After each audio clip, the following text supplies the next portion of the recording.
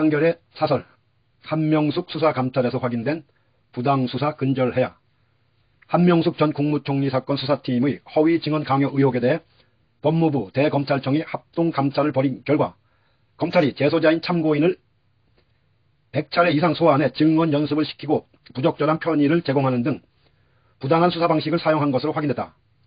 2015년 대법원의 한 전 총리 판결에서 대법관 5명이 소수 의견을 통해 수사 과정의 부적절성을 지적했는데 이제야 공식 절차를 거쳐 사실로 확인된 셈이다.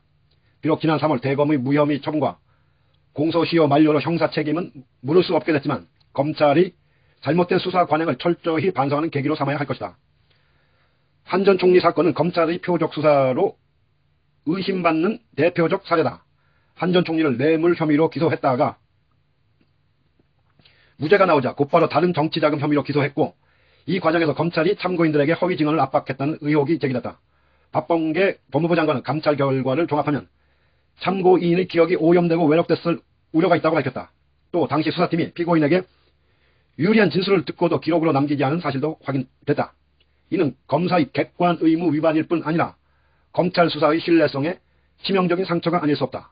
법무부와 대검은 앞으로 검사와 증인 등의 사전 접촉을 최소화하고 면담 내용을 기록 보존하는 등 수사의 투명성을 확보할 계획이라고 한다. 늦었지만 꼭 필요한 조처다. 이 사건에 대해 지난해 접수된 진정을 처리하는 과정도 공정하지 못했다는 게 합동감찰의 결론이다. 윤석열 당시 검찰총장은 진상 파악에 적극적인 대검 감찰부를 배제하고 인권부로 사건을 재배당하려 했고 이 사건을 오래 조사해온 임은정 당시 감찰정책연구관이 수사 개시를 보고하자 다른 검사에게 사건을 넘기는 등 석연찮은 행보로 제19 감싸기라는 비판을 받았다. 법무부와 대검은 자의적인 사건 배당을 막기 위해 배당과 수사팀 구성의 원칙을 마련하기로 했다.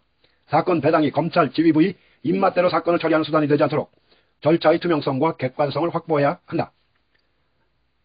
검찰이 표적 강압 수사와 이를 정당화하기 위한 언론 플레이 등 잘못된 수사 관행을 뿌리 뽑지 못한다면 검찰이 직접 수사는 더 이상 명분을 얻기 어렵다. 경찰 수사의 적절성을 담보하기 위해 검찰이 사법 통제를 하듯 검찰 직접 수사에 대해서도 실효적인 통제 장치를 마련해야 할 것이다.